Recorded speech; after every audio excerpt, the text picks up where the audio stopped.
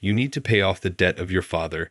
Son, my father's childhood friend stormed into my workplace. If you can't pay for that, you marry my daughter. I am going to stay right here until you agree to date with her. Getting back the money he lent is not his real purpose. His real intention is to get me married to his daughter, my dad's childhood friend's girl. But why is he so persistent in pushing a date with his daughter? I was getting more curious about the hidden reason behind his action. My name is Ain Bradford. I am 28 years old, and I work at a factory. My dad started a small factory when he was my age, and together with my mom, they've been running it ever since. In the neighborhood, there is a man named Bob Miller, who is a childhood friend of my dad's, running a factory in the same industry. Bob also started his factory around the same time as my dad and still continues to manage it with his wife, just like my father does. Our family and Bob's family are close, sharing resources and manpower when one business falls short. Bob's daughter Emily is the same age as me. We've been childhood friends, attending the same school from kindergarten to junior high school. I have been harboring feelings for Emily since kindergarten. Emily and I were each other's first loves during our kindergarten years. I used to cry my eyes out from the loneliness of having to part from Emily after school, much to the dismay of my teachers and my mom. In our neighborhood park, Emily and I promised to get married in the future and even play pretend weddings. Even after entering elementary school, my relationship with Emily didn't change. We would play together and do homework after school every day. I want to live together when we grow up, and on our days off, we can play and go out just like we do now. What kind of house do you want to live in? I want a house with a big backyard. We would talk about our future almost every day. I expected our happy days to continue even when we grew older. Even now, I vividly remember the pure, youthful love I had with Emily, filled with such hopes and dreams. However, my days with Emily got interrupted when I entered junior high school. The distance between us started to grow wider due to an intruder. It was when I was in the 6th grade. Both my dad and Bob were achieving good results in their businesses, but their friendship began to sprout rivalry. I've hired 7 fresh graduates from a technical school this year. My business has been doing well recently, so I've increased the manpower, Bob said.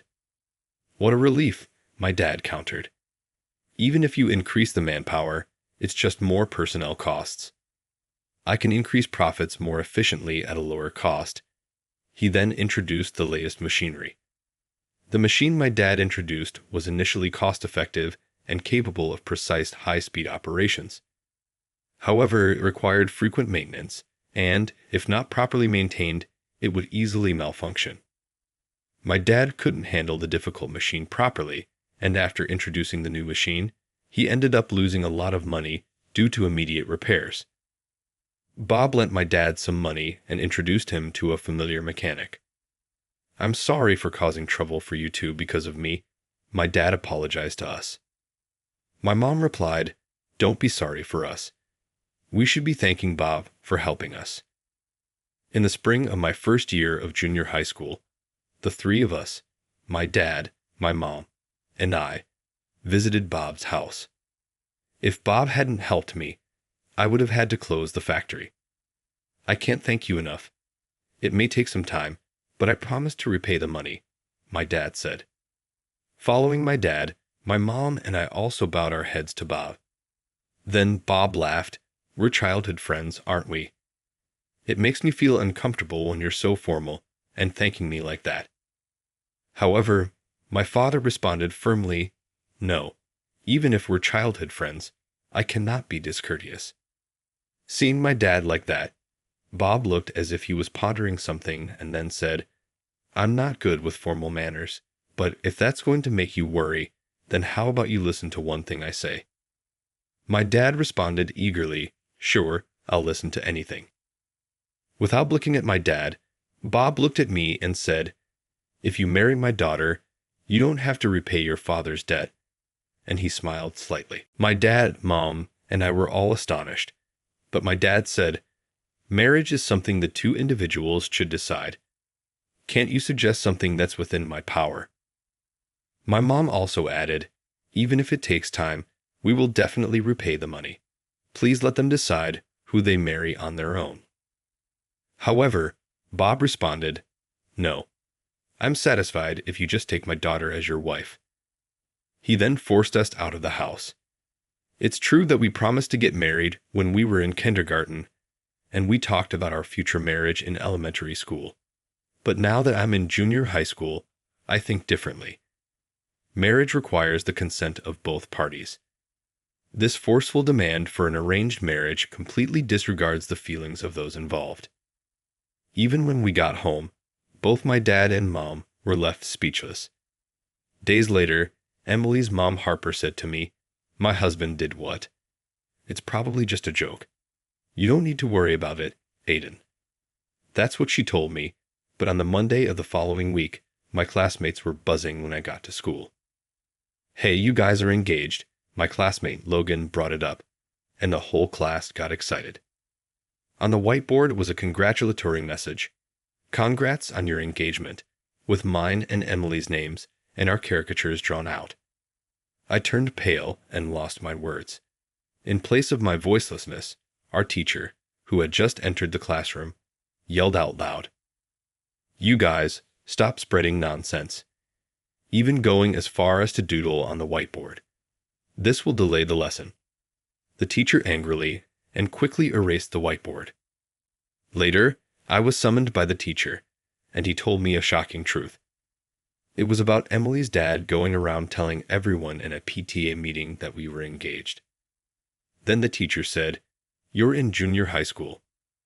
Don't take the misguided words of an adult seriously. If your classmates say anything, don't hesitate to talk to me," and lightly patted my shoulder.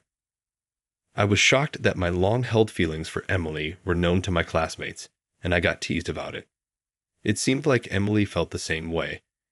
She started ignoring me completely in class. All I did was like Emily. What did I do wrong? I felt intense anger towards Emily's dad. I couldn't focus on studying, and my test scores plummeted. Even if by coincidence Emily and I arrived at school around the same time, Logan and the others would tease us like, "What a lovely couple starting the day off hot and heavy." Emily would glare at me and yell, "Don't follow me. Stay away." Seeing this, Logan and others would comment, "Marital quarrel. They say fighting makes you closer, right? A lol." And they tease us again. I was hurt to be hated by Emily, whom I liked, and I started skipping school. But Dad would yell at me in the morning, "Go to school." Shut up. All this started because you bought that useless machine and got into debt. When I retorted, Dad would just quietly look sad. I didn't like seeing Dad's face like that either, and I started going to school again. But this kind of life continued only during my 7th grade. By the time I got to 8th grade, the rumors about us disappeared. Feeling guilty about talking back to my dad like that, I started to help him at his factory after school. While helping out, I began to immerse myself in the work at the factory. I decided that I wanted to work at Dad's factory after graduating from high school. But as soon as I told Dad about it, he got furious. "Working here as a helper and as a regular employee are not the same." I retorted, "I know that. I just want to contribute as an employee at your factory." But he responded back, "You were so naive to think like that." After the argument, Dad calmed down and said, "It's not that I don't want to hire you. The best way for you to gain professional experience is to get a job at a different company." I was persuaded by Dad and decided to work at another factory. It's been 10 years since then. I'm now the same age as Dad was when he started the factory. For the past 10 years, I've thought about Emily every day, putting my painful feelings into my work. Emily might not have any feelings for me anymore, but I'll become a capable man. Come to get you, Emily. Until then, please don't choose any other man. With such hopes, I devoted myself to my work. One day, Dad had a heart attack and collapse. By the time I rushed to the hospital, Dad had passed away. There was no time to mourn, and with the handling of many visitors, the busy funeral came to an end. As soon as I got home after everything was over, I was hit with intense sorrow and regret. I kept opposing Dad and only focused on my work. After graduating from high school, I didn't do anything nice to him. As I was crying out these words, Mom said to me with a somewhat complicated expression, "That's not true." "What do you mean it's not true?" I asked. Just then, the doorbell rang. When Mom opened the door, there was Bob standing there. Bob said, "My condolences," and then stared at me. "With your dad's passing, it means that you, his son, will have to take over the debt repayments." I was taken aback by the sudden turn of events and retorted, "This is a lot to handle. Can you just spare us some time to mourn?" Bob laughed a bit and said, "No worries, you don't need to pay anything. Just marry my daughter." After saying that, he left with a very satisfied look on his face, saying, "I'm expecting a good response." "What was that all about?" I mumbled, still in shock. My mother, seeing my confusion, explained, "In truth, before your father passed away, Bob would frequently come to the factory, always demanding either debt repayment or a marriage between our children. The stress of dealing with him kept building up in your dad." She trailed off, tears streaming down her face. She handed me my father's diary, filled with detailed entries about Bob's visits, the discussions they had, and his worries that he didn't want to burden us with either of the deals. After my father's death, I began to understand the hardships he had been through.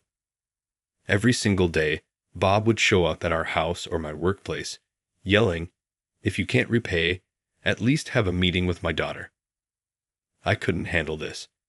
I had been so anxious lately that I couldn't sleep well. He took my beloved father's life, and now he's coming for mine, I thought. Fear of Bob led me to agree to meet his daughter, Emily. Again, I realized I hadn't spoken much to Emily since graduating from elementary school. Plus, I worried she might still hold a grudge because of the trouble in junior high school. However, I was still in love with Emily. I was looking forward to seeing her, but was also filled with anxiety about the meeting. At the meeting, Emily said, "Hello, good to see you again," in a strangely distant manner. She must dislike me for real, I thought to myself, and I lost my words as our parents chatted amongst themselves. The meeting continued in silence. "Well then, why don't you two talk things over?" At the words of Harper, the moment my mother and Emily's parents left the room, Emily's face, which had been dispirited until now, suddenly brightened up. "I'm sorry about my dad. He can be quite pushy. There's something I want to discuss with you," she said, passing me a note with her phone number on it. As I was about to respond, Bob opened the door and walked in. "You two have always been close. There's no need to discuss anything now. So, what are you going to do?" he asked. It had only been a minute since we'd been alone. I felt a great sense of regret for the lost opportunity to talk with Emily. However, I now had Emily's contact information. I told Bob, "We'll decide what to do ourselves and report back to you later," and then I left the room. After the meeting, Emily and I talked on the phone almost every day. "I've always cared about you, Aiden, but in middle school, our classmates made fun of us, so I could only act cold towards you," she confessed. We were torn apart in junior high school because of Bob's meddling. However, our feelings for each other haven't changed. That would be the same no matter how many years or even decades pass. "I've always thought of you two, Emily, but I've been worried you hated me because of what happened back then," I said. "I never hated you. I've thought about you every day," Emily replied, sobbing on the other end of the line. "Same here. You were in my thoughts and prayers for the last 10 years," I admitted, tears welling up in my own eyes. As we confessed our feelings for each other after 10 years, my heart filled with feelings for Emily. A question suddenly came to mind. Why has Bob been so forceful about us getting together? The answer to my question came quickly in my conversations with Emily. Apparently, Bob had been eyeing my father's factory's state-of-the-art machinery. My father's factory had been in financial trouble and had debts, but it was equipped with all the machines Bob had ever wanted but couldn't afford. My father was a skilled craftsman, but was not adept at machines. Bob would look at the unused machinery in my father's factory and would say, "What a waste. If it were me, I'd make full use of them," and had set his eyes on them for a while. His plan was to take me in as Emily's husband, make me work for free, and take over the factory and the machinery. Plus, he was aiming to receive my father's inheritance. All of Bob's scheming was documented in the materials Emily showed me. So, even with a little debt, if you get your hands on that machinery, you could make a profit many times over. I read a part of the materials out loud, stunned. In a voice filled with anger and sorrow, Emily told me, I believed in him, even though he's pushy sometimes, that he'd try to make things work with you and me for my sake. But since I was in high school, I began to suspect his persistent actions and started doing some research. Stunned and speechless, I listened as Emily continued. There's evidence of my dad's wrongdoings. I can't forgive him anymore. I'll expose him. Surprised by Emily's words, I asked, "Then will you let me help you?" Emily and I went to a lawyer's office with the documents of the master plan created by Bob. I knew you were stubborn and twisted, but I didn't think it was this bad. I can't be with you anymore, Bob, I said. Bob, informed about the divorce by his wife, stormed into my office.